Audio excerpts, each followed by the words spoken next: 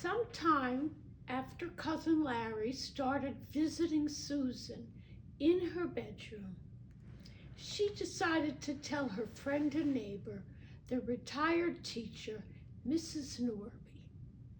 Mrs. Norby lived down the street. Sometimes Susan would go over and see her and show her English compositions. Mrs. Norby encouraged Susan and complimented her writing. Susan liked her a lot and felt safe with her. There were books of all types on the shelves and a desk in cherry wood. Mrs. Norby sat at her desk and wore her frameless spectacles down on the edge of her nose. "I need to tell you something, but I want it to be just between us, okay?" She looked at Susan seriously and said, "If you want to share the secret with me, I agree, just between us."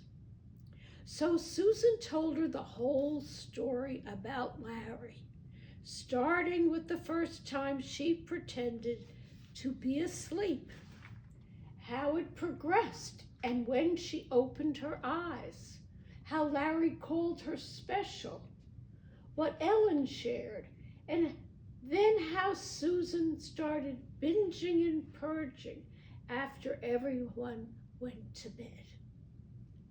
"I have the worst nightmares, and I hate that they live in our home, even though he leaves both of us alone now.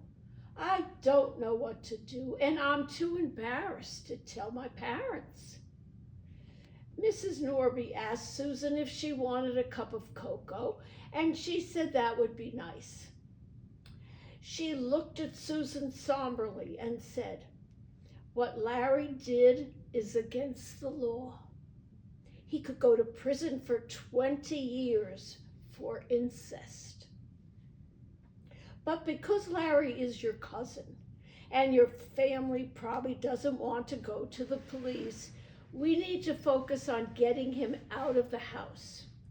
I suggest you and I have a meeting with your mother to explain what transpired.